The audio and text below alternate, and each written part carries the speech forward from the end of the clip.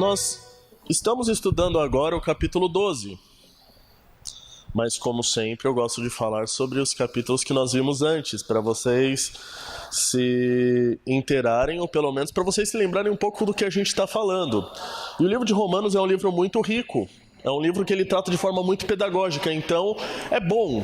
É bom que nós tenhamos esse resumo, porque ele serve de uma linha para nós termos um entendimento bom, inclusive sobre o Evangelho.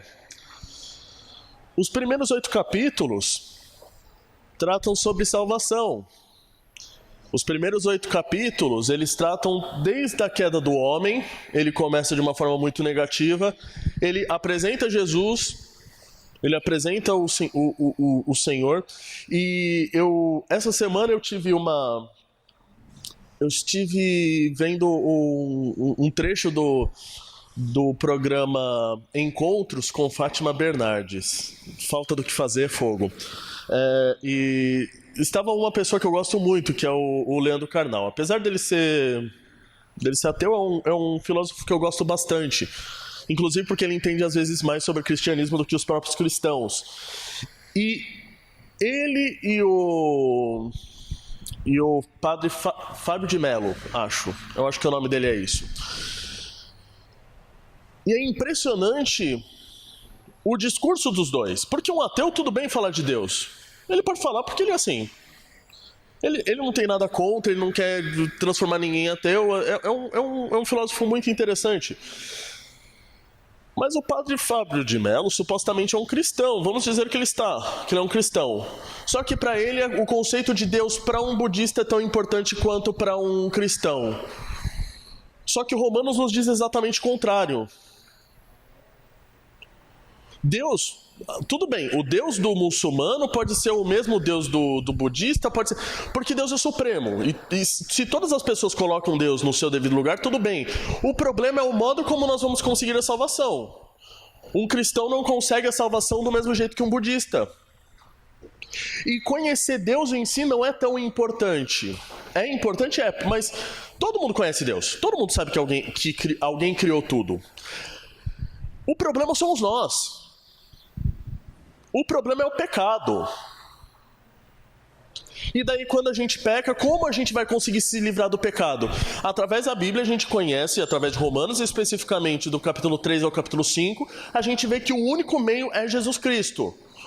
Portanto, um padre que diz ler a Bíblia, falar que o importante é se achegar a Deus, é a figura de Deus, é a figura do amor, da paz, isso é mentira.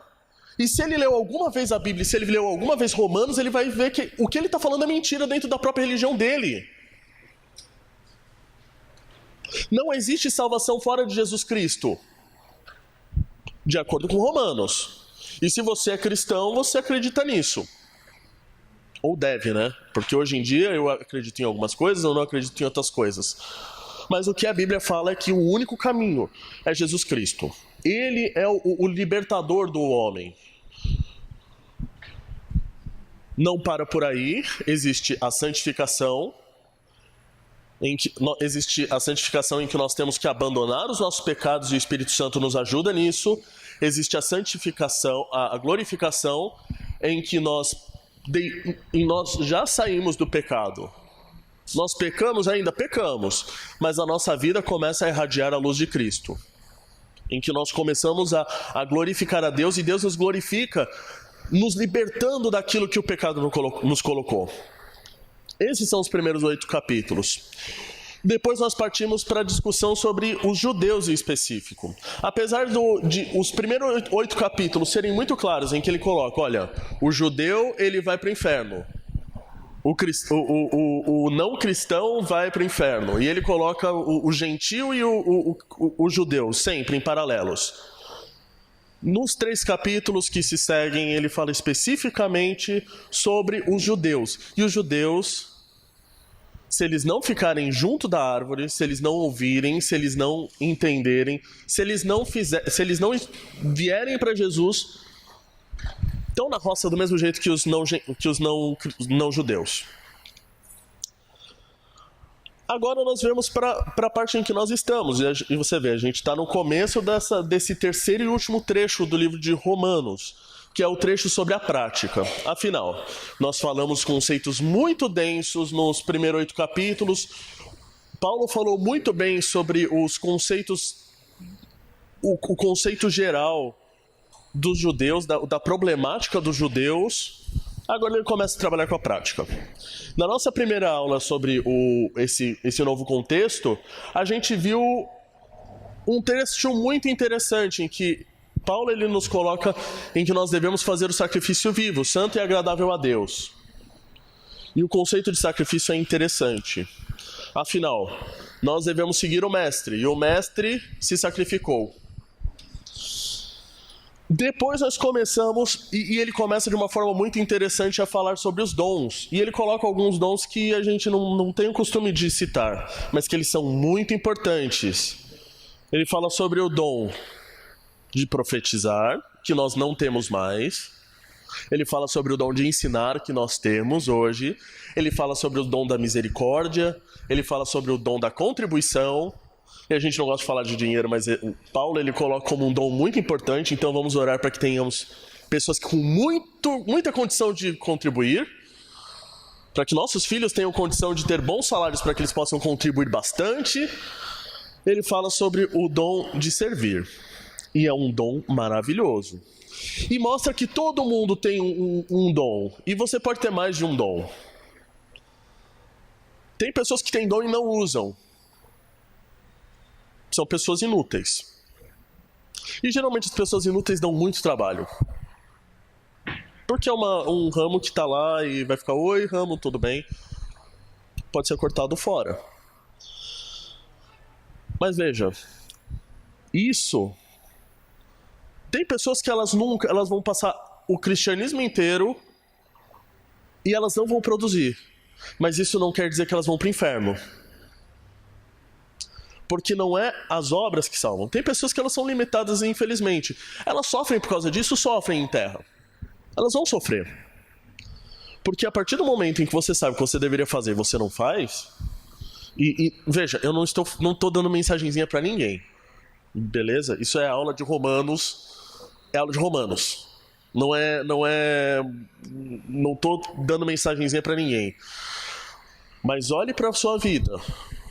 Veja se você está frutificando. Às vezes, grande parte dos seus próprios problemas aqui em terra não é porque porque Deus me abandonou, por causa disso, por causa daquilo. Às vezes é porque você não está produzindo. Porque a gente conhece, e Coríntios fala sobre isso, e a gente gosta de falar da maravilha que é o livro de Coríntios. Em que você planta pouco, você colhe pouco. Você planta muito, você colhe muito. E a gente sempre coloca no aspecto, olha, você não precisa da oferta, você dá se você tiver com alegria. Tudo bem, você dá se você tiver com alegria, mas se você não tiver com alegria e você não dá, você vai plantar pouco e você vai colher pouco. Então, tudo bem, o seu coração não é alegre em dar, tudo bem, você vai amargurar. E isso tem muito a ver com os dons. Você precisa praticar os seus dons. Quais são os seus dons? Nem todo mundo tem o dom de ensinar.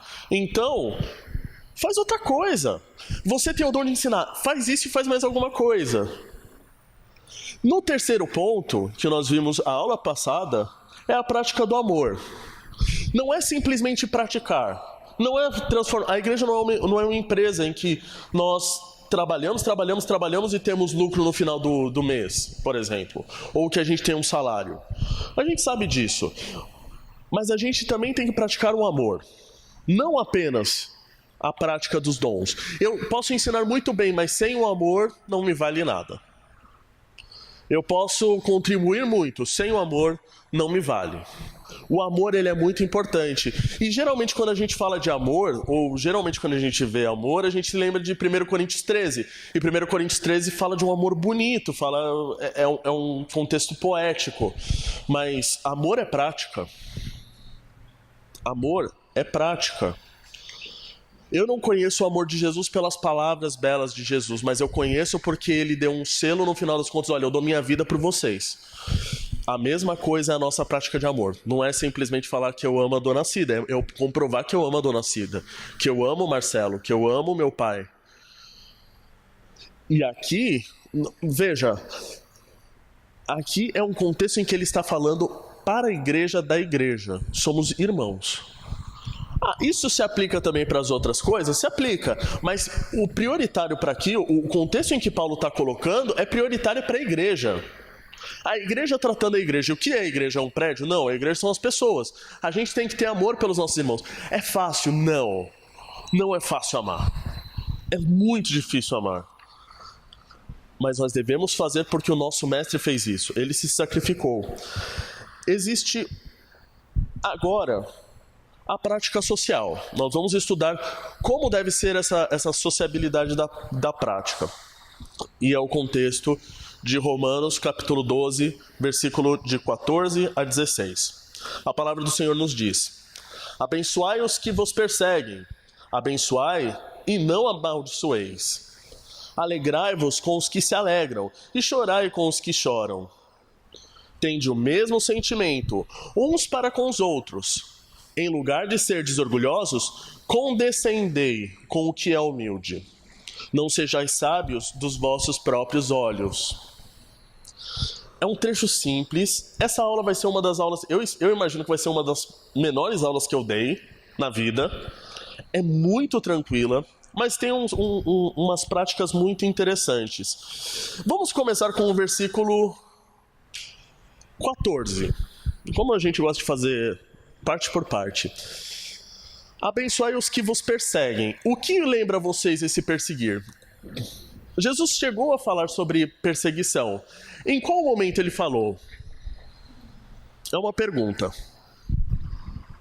Vocês podem errar, mas não podem ficar sem falar.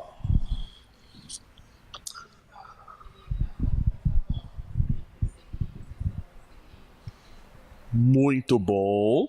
Você se lembra quando foi isso? Não precisa se lembrar. Não é uma obrigação. Só para ver se você... Era no final da jornada dele, ele falou exatamente isso. Mas no começo da jornada, ele também falou sobre perseguição.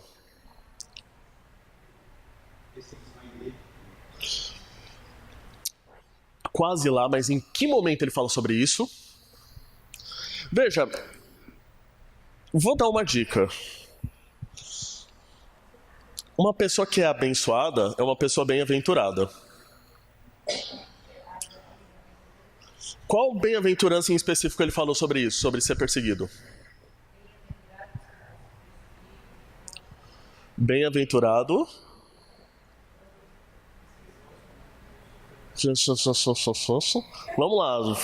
Vamos lá.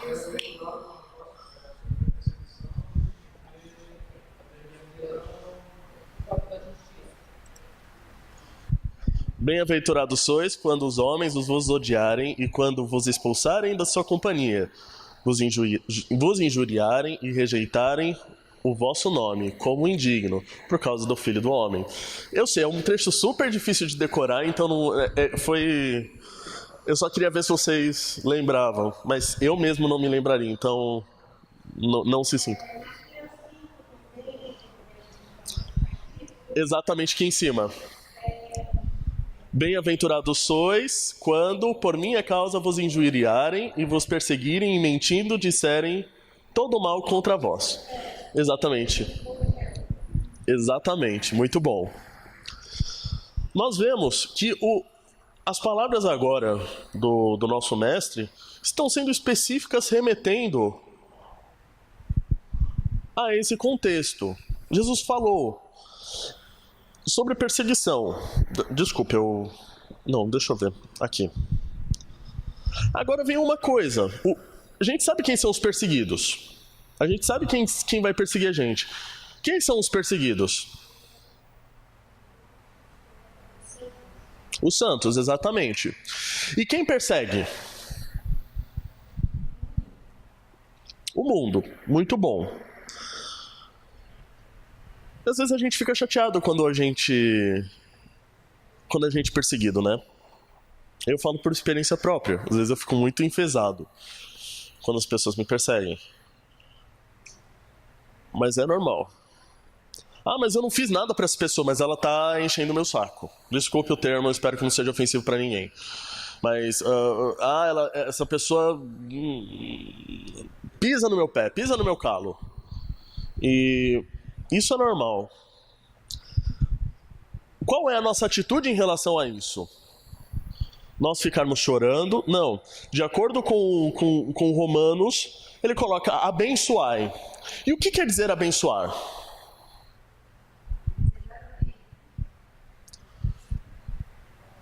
Não. Sim e não. Pedir bênçãos. Daí você já, assim, tudo bem, o que é bênção? Sim. Ou não. Alguém tem um conceito um pouco melhor? Tudo bem, um conceito bom, mas você usou a origem da palavra para explicar a palavra, então não é muito feliz. Mas o que é abençoar uma pessoa? Quando você abençoa uma pessoa, o que você faz? Desejar, eu acho, tem o conceito de desejo, mas também tem prática. Porque, por exemplo, se você vai... Desculpa, pode falar. Suprir as necessidades pode ser muito bom, conforme Deus pede, muito bom. Mas, por exemplo, a gente tinha... Eu não tinha, mas meu avô tinha essa prática. Minha mãe... Com o meu avô eu tinha essa prática, com a minha mãe e com o meu pai não. Não sei se vocês também passaram por isso, de você pedir a bênção, o avô, ele fala Deus te abençoe, daí você beija a mão dele e ele Deus te abençoe. Vocês passaram por isso? Não, eu tenho certeza que não. Você passou? Ótimo. Isso é um conceito interessante. É um conceito bem interessante. Por quê? Abençoai, o conceito grego é o eulogeu. Eu sou péssimo em falar palavras em grego. Mas o que quer dizer eulogeu? Boa palavra. E esse conceito não é usado uma boa palavra entre nós. Não é uma boa palavra, vou falar bem da dona Cida, ou vou falar bem da Beth. Mas eu vou falar bem da pessoa para Deus. A gente faz muito isso com os filhos, assim. Meus pais, eles fazem comigo, eu faço com os meus pais. Mas nós não fazemos com as pessoas que nos perseguem. Deus abençoe aquela pessoa. Abençoe aquela pessoa. Muito pelo contrário. E eu vou falar de uma prática pessoal minha, eu não sei você. Porque assim, eu posso falar de mim porque eu sei o que eu sou, mas tem pessoas que já são mais maduras na fé. Mas o que acontece comigo? Geralmente, a pessoa que me ferra, eu falo, Senhor, dá justiça pra ela. Ele está perseguindo uma pessoa que é amada pelo Senhor. Dá o que ela merece. Porque ele tá fazendo mal. Nunca fiz mal para essa pessoa. Nunca fiz coisa ruim para ela, mas ela tá me perseguindo. Dá justiça. O que Paulo nos ensina é o contrário. Senhor, abençoa aquela pessoa que está me perseguindo. É muito difícil. Ah, mas eu acho difícil praticar os dons, eu acho difícil ensinar, eu acho difícil servir, eu acho difícil ter misericórdia. Vem pra cá, meu amigo. Vem pra cá. Isso é difícil. Porque Deus conhece o seu coração. E Deus sabe se você está dizendo, Senhor, abençoa aquela pessoa. Abençoa. Faz cair brasa quente na cabeça dela, igual o Davi pediu. Davi pediu por um motivo. Você está pedindo por outro. Ter essa autenticidade de você orar pela pessoa que está te perseguindo. E veja, estamos num contexto de igreja. Às vezes tem pessoas na igreja que vão te perseguir, que vão te encher o saco. Muita gente vai te encher o saco. E o que você deve fazer para essa pessoa? Você deve pedir bênçãos para ela. Ela está te perseguindo? Ora por ela. Mas não ora para ela pedindo justiça. Ora para pedir bênção por ela. Fala palavras boas ao Senhor. Senhor, olha como essa pessoa tem coisas boas. E é difícil quando a gente está irritado ver coisas boas nas pessoas que perseguem a gente.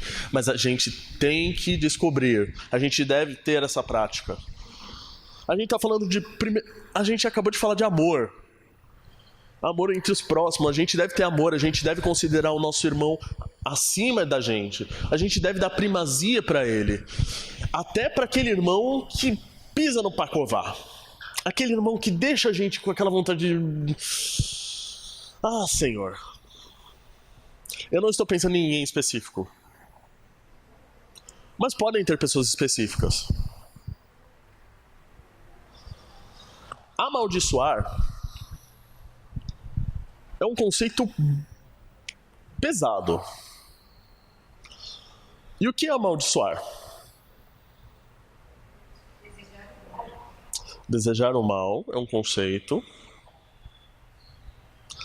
Tem mais algum conceito? Mandar praga pra pessoa.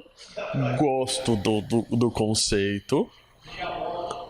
Desejar a morte da pessoa. Olha... Em alguns contextos eu acho que é a melhor coisa. Pode ser, também é um negócio pesado.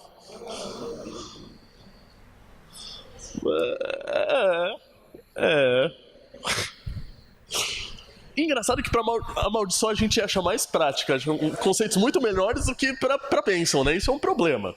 Mas o conceito do grego é aras, que é invocar a ira do céu.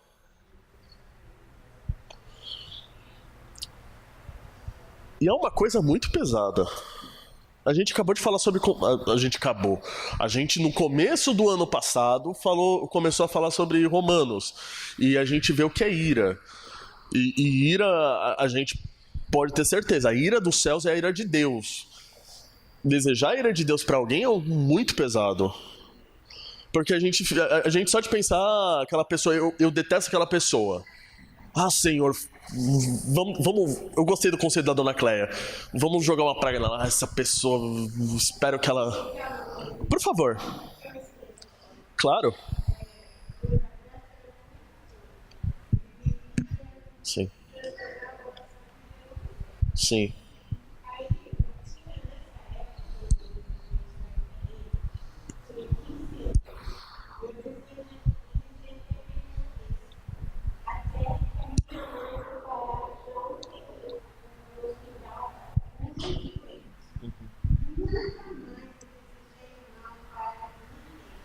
Sim.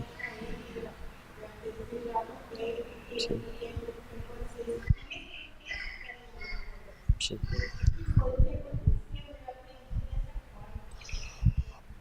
Você exemplificou exatamente o que eu ia falar, Dona Cleia. Porque quando acontece alguma coisa, a gente fica enfesado com a pessoa. Daí a pessoa acontece algo muito sério com ela. Ela fica tetraplégica. Daí a gente vê que a nossa ira, no final das contas, você fica com pena da pessoa. E a gente... Tetraplégico é uma coisa ruim? Eu não tenho dúvida. Não quero isso pra ninguém. Mas o inferno vai ser pior que isso. E quando eu amaldiçoo, eu tô amaldiçoando, eu tô invocando a ira do céu. E várias vezes eu já fiz isso. Graças a Deus, Deus não me escuta várias vezes. Eu dou graças a Deus porque muitas coisas Deus ouve, recebe e fala, não, ele vai se arrepender. E Deus é generoso, porque imagina se fosse... Deus seria um tirano. Não, graças a Deus que ele não me escuta. Mas nós devemos parar de amaldiçoar as pessoas e nós devemos começar a abençoar elas. Começar a orar por elas, não de uma forma negativa, pedindo, Senhor, dá um chega pra lá nessa pessoa. Mas, Senhor, dá uma bênção. Uma coisa interessante em Provérbios 6, versículo 18, 16, fala que existem 6 coisas que Deus detesta. Justamente isso, de desejar o mal, Isso. é uma coisa que ele detesta, odeia. Então é muito importante a gente saber, às vezes... Quais são? Agora você falou o versículo, vai ter que falar completo. Tá, vamos lá, Provérbios 6, a partir do 16. As 6 coisas que o Senhor detesta. 5. As 7 coisas que ele abomina. Olhos ativos, língua mentirosa e as mãos que derramam sangue inocentes. O coração que maquina projetos iníquos, seria desejar o mal. Pés que se apressam para correr, para fazer o mal. Testemunha falsa que profere mentiras e que semeiam contendas e intrigas. Muito bom, muito bom. Ou muito mal isso daí, tudo isso daí. Mas muito boa referência, exatamente. E isso é um problema do ser humano. A gente é mais fácil, a gente é mais criativo em desejar o mal do que fazer o bem, infelizmente. Mas Paulo diz, olha, entre vocês, abençoa o que está te perseguindo.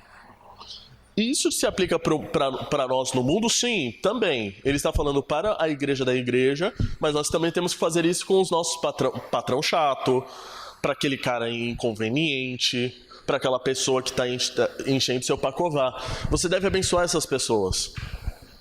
E isso não quer dizer que a pessoa vai saber que você está orando bem por ela. Afinal, se você está orando bem por ela, se você está fazendo, olha que sacerdote bonito, que coisa bonita. Não, no final das contas você vai fazer, você vai continuar sofrendo, mas você vai continuar orando. E nós vamos para o próximo versículo. Alegrai-vos com os que se alegram, e chorai com os que choram. E aqui, eu gosto de fazer esse exercício porque eu ouvi esse conceito em um videozinho, mas ele é muito legal. Qual a diferença de simpatia para empatia?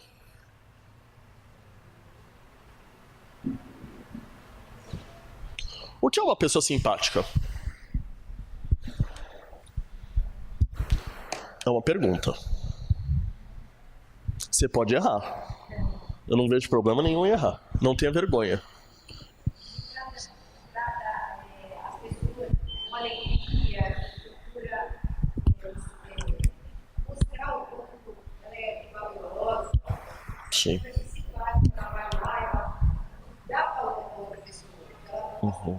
Sim. Muito bom. Algum outro conceito? Não, por favor. Vamos chutando.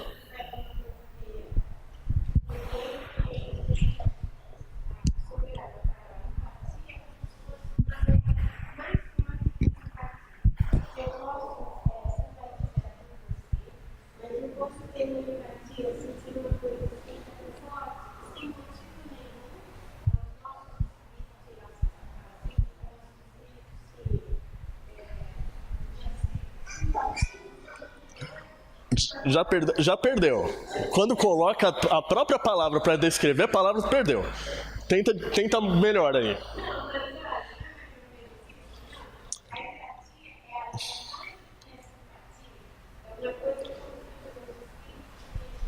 Olha, realmente é uma coisa maior, mas por que maior? Essa é a questão. Antes de falar dos dois, vamos falar primeiro de um. Ninguém tem um chute?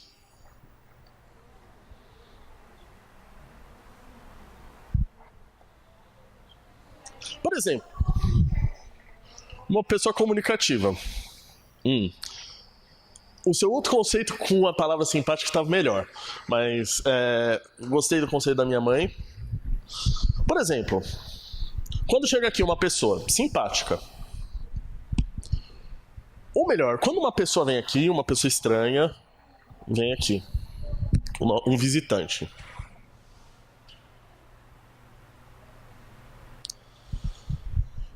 E daí, o que é uma pessoa simpática para essa pessoa que está chegando?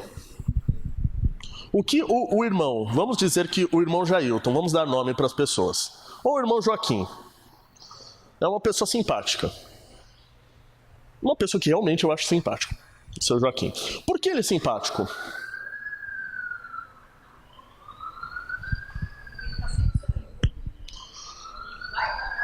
Ou seja, ele vai abraçar, atencioso, exatamente, prestativo. Quando vem uma pessoa... prestativo, sim, é um conceito interessante.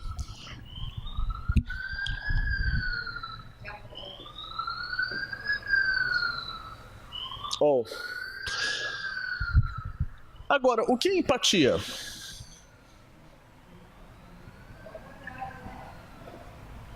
Não é empatia. Com E.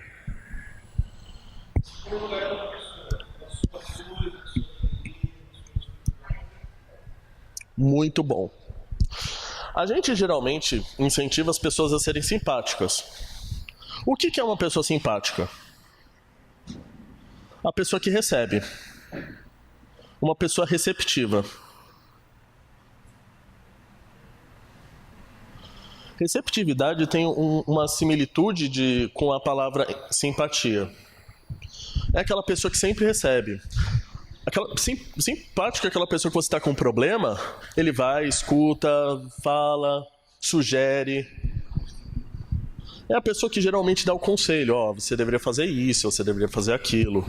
E eu tô passando por um momento muito, muito chato na minha vida. Tá acontecendo um monte de coisa. E tem muita gente simpática. E não é culpa delas ser simpática. Eu sei que elas estão querendo fazer o melhor. Porque elas sempre apresentam, elas ouvem e têm a resposta pronta. E essa é uma característica das pessoas simpáticas. Se você vai com um problema para ela, ela vai te apresentar uma resposta. O empático é aquela pessoa que entende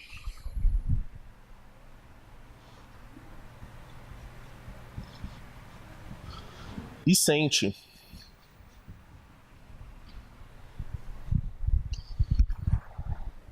Perdi meu pai. Faz isso para melhorar. Quando a pessoa ela entende, quando a pessoa ela sente isso, o que é a dor que a outra está sentindo, ela sabe que não vai fazer nada. Não tem dica que você faça. Poxa, eu tô com um problema de emprego. Se cadastra na Cato, faz isso, faz isso. Você acha que eu sou burro? Eu já tentei tudo isso. Às vezes a pessoa simplesmente quer que você entenda. O que nós vemos aqui em Romanos, capítulo 15, alegrai-vos com os que se alegram e chorai com os que choram. Paulo ele poderia dar dica, alegrai-vos e descobre o motivo, ou chorai, vê o que você pode fazer pela pessoa. Não, ele não fala isso. Ele fala para você chorar junto com a pessoa. Isso é empatia. A igreja hipócrita é uma igreja cheia de simpatia, é uma igreja super simpática. É a igreja que eu chego, oi, tudo bem, que pena, nossa, aconteceu isso com você, faz isso. A igreja autêntica, a igreja que tem o Senhor Jesus, ela é uma igreja empática. Eu sei que a dona Cida está com um problema, eu talvez não possa resolver, mas eu vou chorar, eu vou estar junto com ela, eu vou pegar o peso junto com ela. Isso é empatia. A gente não vai resolver todos os problemas do mundo. E Jesus não quer que a gente resolva todos os problemas do mundo, inclusive dentro da igreja. Mas Ele quer que você compartilhe isso. É horrível quando você chega num lugar e convenhamos, vamos ser sinceros, muitas vezes acontece com a gente. Às vezes você está super mal e as pessoas não estão nem aí para os seus sentimentos. E você fala dos seus sentimentos e a pessoa, não, mas vai passar. Pera lá, eu sei que vai passar, mas está doendo hoje. Eu não falei do meu problema para que você resolva. Eu falei do meu problema para compartilhar com você. Tem muita gente simpática. Muita gente simpática no mundo. Porque é parte da cortesia, é parte da educação. Gente empática? Meu, como é raro. Como é raro. Dá pra contar nos dedos. E isso é muito ruim na igreja. A igreja não pode ser empática. 1 Coríntios, capítulo 12, versículo 26. De maneira que, se um membro sofre, todos sofrem com ele. E se um deles é honrado, com ele todos se regozijam.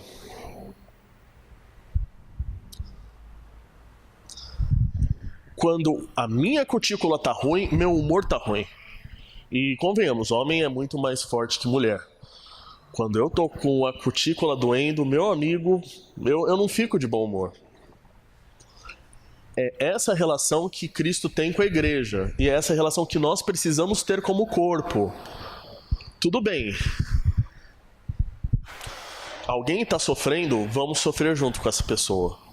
Alguém está muito bem, pô, conseguiu ganhar uma casa, vai financiar uma casa, graças a Deus por isso. Vamos ficar felizes. Não vem colocando com aquela... mas você agora vai ter uma dívida por 300 anos, né? Nossa, com os juros você comprava uma casa nova. Meu, fica feliz com ela. Você entrou numa baita dívida, legal, mas você vai ter a sua casa. Meu, que bacana, que maravilhoso. Ou também as coisas ruins, a gente também precisa... poxa, aconteceu tal coisa. Vai passar. Tudo bem, mas se fosse a sua dor, você não ia falar isso, né? Mas como é a minha, e pimenta nos olhos dos outros é refresco, tudo bem, vai passar mesmo. Porque a gente sabe que vai passar. Nem que seja com a morte, mas vai passar. Mas não é por causa disso que eu tô falando pra você, criatura. E veja, como a gente consegue isso? Se a gente vem no culto, se a gente vem pro domingo, senta e logo vai embora, como é que eu vou saber quais são as dores que você está sentindo? Qual é o problema e qual é a felicidade que você está passando? Para criarmos empatia, não basta simplesmente chegarmos, ouvir e ir embora. Tem muita gente que eu não tenho a mínima ideia do que está acontecendo. Parte é porque eu não quero saber, eu vou ser muito sincero. Parte é porque as pessoas não se permitem. Minha mãe, ela é uma pessoa bem mais comunicativa que eu. E assim, tem pessoas que minha mãe não conhece o que está passando. E não é que minha mãe seja uma pessoa bisbilha. Minha mãe não faz fofoca, eu prometo. Mas ela gosta de saber porque ela gosta de orar. E ela ora muito pelas pessoas. Mas tem pessoas que elas não se abrem. Então como você vai saber as angústias da pessoa? Como você vai criar empatia com uma pessoa? Simplesmente de chegar sentar do lado da Thalita, eu não vou criar empatia com ela. Ou do lado do segurança, que eu não me lembro o nome, porque eu não me lembro os nomes das pessoas. Eu não vou ter empatia com você se não tiver tempo. Se não tivesse horário de a gente pegar e conversar. O WhatsApp é ótimo por causa disso. Se você tem essa habilidade, temos um grupo e tem pessoas que são muito corajosas, porque elas se abrem. E isso é muito bonito. E isso cria empatia. Para criar empatia, você precisa se abrir. E eu sou uma pessoa muito fechada. Eu não gosto de ficar compartilhando meus problemas. E isso é ruim. Porque vocês não sabem. Para vocês está tudo maravilhoso na vida do Ailton. Por que ele está fazendo isso? Porque ele é rebelde. Nem sempre é por causa de rebeldia. Então olhe para sua vida. Às vezes a gente...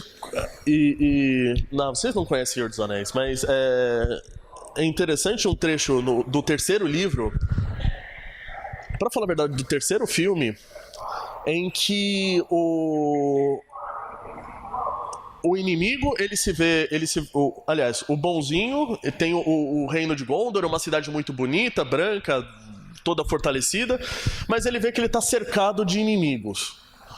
E eles vão perder. Daí ele não mandou mensagem pedindo socorro de ninguém, ele chega, mas o reino do lado, que é meu aliado, eles não mandaram ajuda. Como assim? Que traidores. Mas ele não pediu ajuda. Então como ele pode exigir ajuda do outro se ele não pediu ajuda? E às vezes a gente faz isso, né? Convenhamos. Eu acho, não sei se sou só eu. Se for só eu, perdão por perder seu tempo. Mas eu acho que a gente faz isso. A gente olha e fala, aquela pessoa podia ajudar. Mas não apenas isso, a gente critica a pessoa, mas a gente não compartilha o que a gente está passando. É esquisito. Precisamos criar proximidade. Pessoas que não criam proximidade futuramente, provavelmente não estarão conosco. Porque no primeiro problema ela vai olhar e falar, mas eles não estão nem aí pra mim. Olha o que aconteceu. Mas quando você compartilha, você vê que tem pessoas que estão realmente preocupadas. Nem sempre as pessoas vão te ajudar, porque às vezes não tem ajuda. Mas as pessoas estão do teu lado, mesmo. Versículo 16. Tende o mesmo sentimento uns para com os outros. Em lugar de serdes orgulhosos, condescendei com o que é humilde. Não sejais sábios aos vossos próprios olhos. Esse é um versículo desafiador especialmente para mim. Mas vamos por partes. Primeira parte. Tende o mesmo sentimento uns para com os outros. Que sentimento é esse que nós devemos ter um para com os outros?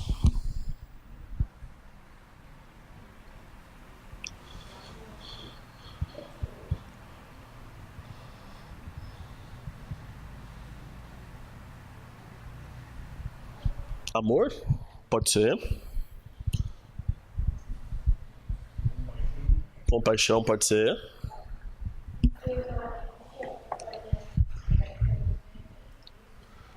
Como?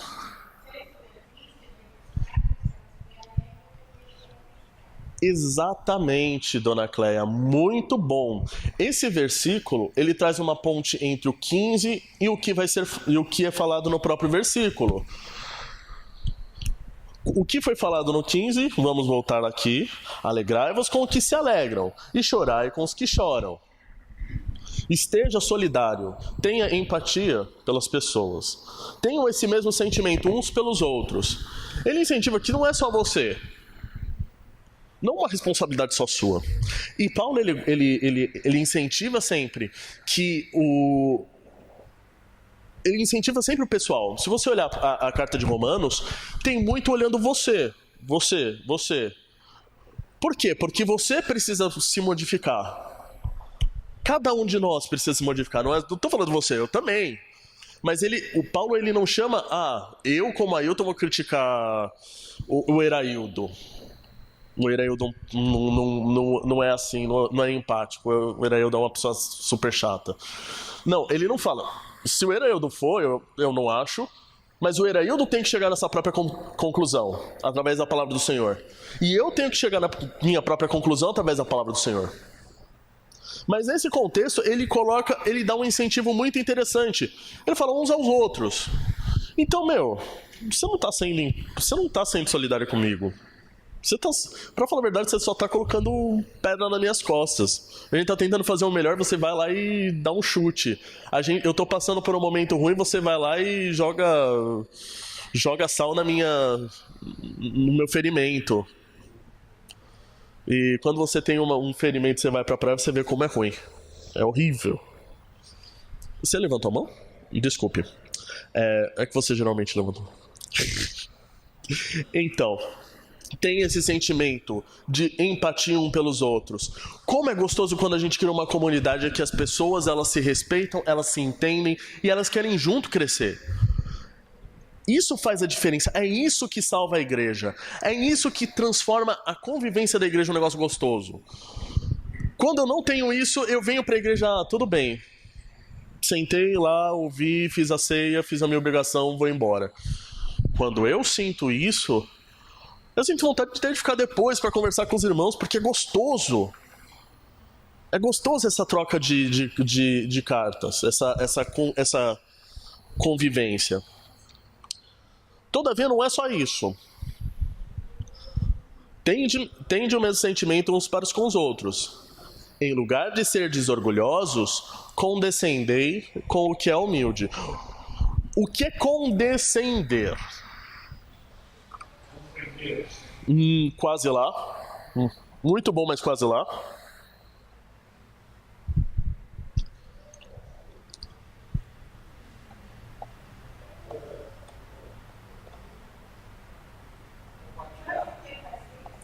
Compartilhar. Vamos tentar colocar. Tentem fazer. O versículo está aqui. Tentem trocar a palavra. Em lugar de ser desorgulhosos, compartilhe com o que é humilde. Dá, sim. Ser tolerante. Quase lá. Seguir o exemplo está muito melhor, parabéns. Ser agradável também faz parte.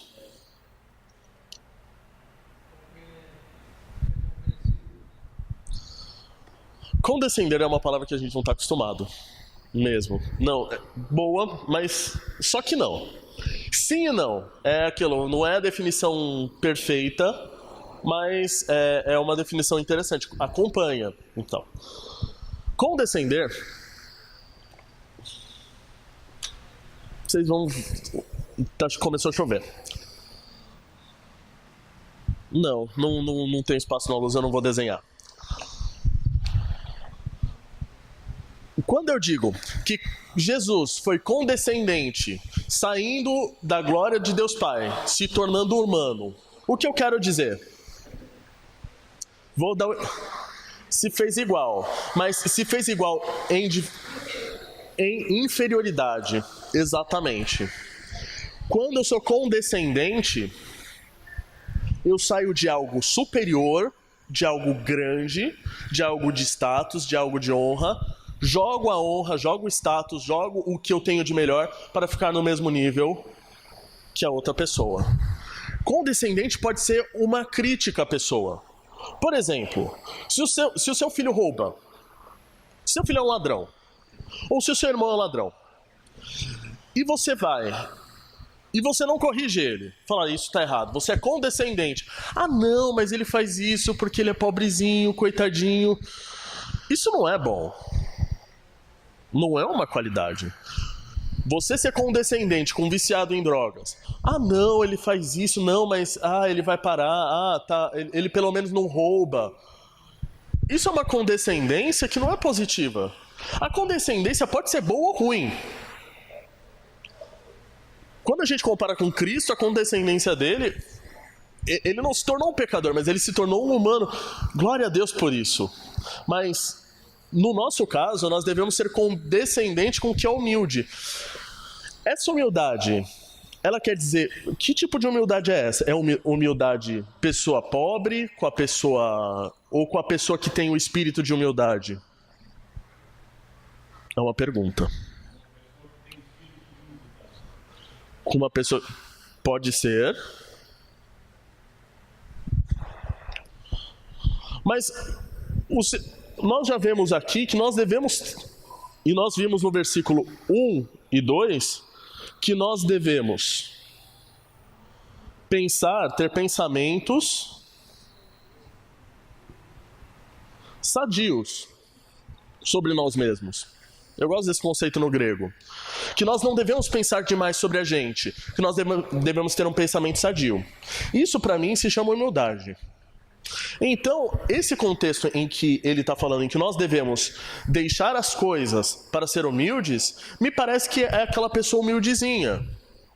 Humildezinha de condições financeiras, de condições às vezes intelectuais, de condições sociais. Não é humildade no sentido da virtude da humildade de você saber ter pensamentos sadios sobre si, você não pensar demais sobre si. Essas pessoas são as pessoas humildes. É a pessoa que às vezes não cheira bem. É a pessoa que às vezes você olha pra cara e acha esquisito, porque ele tem cara de marrento. Você ser humilde, você deve se colocar, você deve sair desse lugar, porque você é a pessoa maravilhosa. Você é legal, você é inteligente, você tem razão pra tudo. Só que a pessoa do lado não. A pessoa do lado às vezes tem chulé, as pessoas do lado às vezes têm mau hálito, às vezes a pessoa do lado tem uma cara feia. Aquela que a pessoa, você olha assim, parece que chupou limão. Você deve se condescender, você deve sair de toda essa glória que só você tem, largar essa glória e você ir pro nível daquela pessoa que tem mau hálito ou que não sabe falar direito. É muito fácil isso. É muito fácil. O bom é que a área prática do livro de Romanos são coisas assim que todo mundo faz todos os dias. Sim. E daí vem a coisa. E isso é interessante, o conceito de Romanos. Romanos é um livro fascinante. Leia Romanos sozinho. Porque ele começa da coisa... se uma pessoa pegar a aula hoje, acabou de ser um recém-convertido, falar isso pro cabra, ele vai falar, meu, tá louco, vou sair disso, eu nunca vou conseguir fazer isso. Isso daqui acontece para as pessoas que já estão na glorificação. Eu não espero que uma pessoa que esteja saindo, que o Espírito Santo está trabalhando para tirar os vícios, consiga fazer isso. Isso acontece com pessoas que já estão na glorificação, porque elas já abandonaram aqueles vícios, já abandonaram o velho homem. Continuam cometendo erro, continuam, mas Jesus continua perdoando. Mas eles agora transmitem mais Jesus do que eles parecem com o velho homem. Poxa, como você mudou? Esse homem consegue fazer isso. É um desafio grande para esse homem que está na glorificação? É. Mas é fazível para um homem que está na glorificação. Para um homem que está na condenação, que está começando a entender justificação, essa aula parece um monte de balela. Ah, quando que eu vou fazer isso?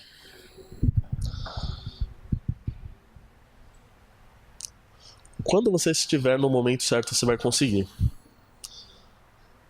Então, esse é o último conceito que nós vamos tratar. Isso também pode acontecer com a gente, e acontece muito com pessoas tímidas, com pessoas introvertidas. E eu sei com certa propriedade sobre isso, porque eu sou uma pessoa introvertida. Você fica na sua bolha.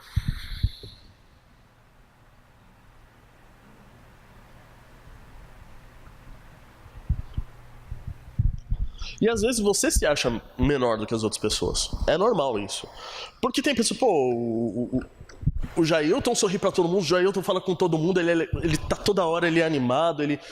É ótimo o Jailton esse espírito, mas eu não sou assim. Eu tenho dificuldade em conversar com as pessoas, especialmente que eu não conheço. Isso é normal. Pessoas tímidas, elas passam por esse desafio. É muito difícil para uma pessoa tímida largar aquilo para se conectar. Então nós devemos olhar para essas pessoas.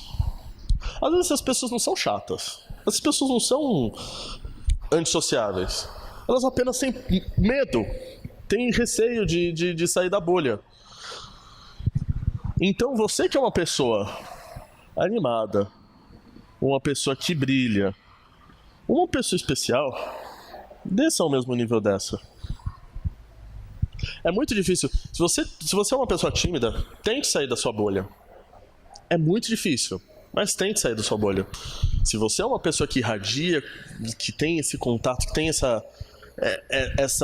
esse dom, olhe para essas pessoas tímidas. Elas podem estar precisando de você.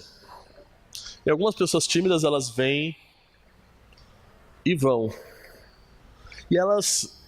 E a gente não sabe o que aconteceu na vida delas. E a gente não sabe nem, às vezes, o motivo por que ela saiu. Porque ninguém parou para perguntar. E às vezes essas pessoas tímidas, elas só estão esperando você sair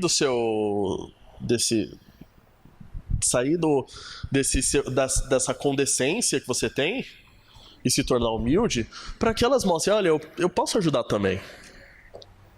E às vezes elas são grandes trabalhadores. A gente só está perdendo porque a gente não tem pessoas que chegam lá e oferecem para elas mostrar. É uma aula muito prática. Não prática no sentido de nós praticarmos, mas olhe na sua vida o que você pode fazer. O que você pode fazer pelo reino. Já saímos de trabalhos, você tem poucos dons, ame. Se você tem dificuldade em amar, pratique o social. É muito importante. É muito mais importante do que a gente geralmente está acostumado a mencionar ou valorizar. Algum comentário?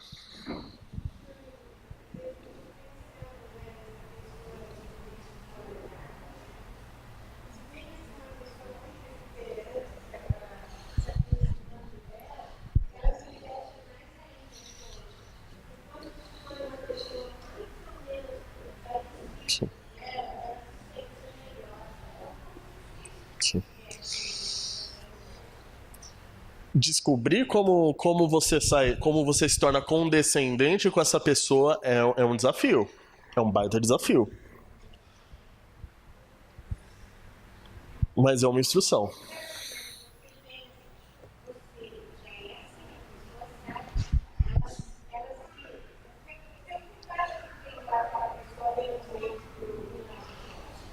Ou não, às vezes se acostuma depois de um tempo. Convivência é uma coisa muito interessante. Quando a gente tem o contato com as pessoas, a gente vai abrindo a porteira. No começo, realmente, é um impacto bem marcante. Tem algumas congregações que tem pessoas assim, que elas têm essa condescendência, e é lindo ver isso. No Ipiranga, que eu mais congrego, assim, fora daqui, tem pessoas lá que, pessoas incríveis, pessoas maravilhosas. Não tô dizendo que aqui não tem, mas eu não vou ficar apontando dedos, porque assim, a glória tá no céu, não tá aqui. Você tem que se achar humilde. Não vou ficar glorificando o homem aqui não, mas eu vou falar de lá porque ninguém vai escutar de lá. Mas tem muitas pessoas especiais. Aqui nós temos pessoas especiais, pessoas que conseguem ser condescendentes. A instrução de Jesus é que nós devemos todos ser assim, empáticos, condescendentes, fazer realmente uma família que funcione. Mais algum comentário? Dou-lhe uma. Dou-lhe duas. Vamos fazer uma oração. Senhor Pai amado, nós agradecemos pela sua palavra, porque ela é desafiadora, mas o Senhor nos deu os mecanismos para conseguirmos chegar aonde o Senhor quer. Eu sei que o Senhor quer nos ver próximos do seu Filho Jesus. E nós reconhecemos que ele é o melhor exemplo de condescendência que nós conhecemos, porque ele saiu da glória do próprio Pai e ele conviveu com pessoas realmente pecadoras, no qual eu me incluo. E mesmo assim nos amou, e mesmo assim continua nos amando, mesmo quando nós somos traiçoeiros. Mesmo conhecendo a sua palavra, nós muitas vezes olhamos para trás e queremos voltar. Mas o Senhor ainda nos ama. E nós agradecemos muito por isso. Eu agradeço muito por isso. Por essa generosidade, por essa graça incomparável. Senhor, nos abençoa para que sejamos empáticos. Que os problemas que afligem a um também me aflijam. Que as felicidades que nós temos, que elas sejam compartilhadas e vividas, que seja um momento de festa quando nós conseguimos algo, ou quando nós alcançamos alguma coisa. Nos dá um sentimento de autenticidade, de família mesmo, porque nós sabemos que essa é a família que o Senhor desenhou para nós. Muito obrigado por ela. Em nome do seu Filho Jesus, amém.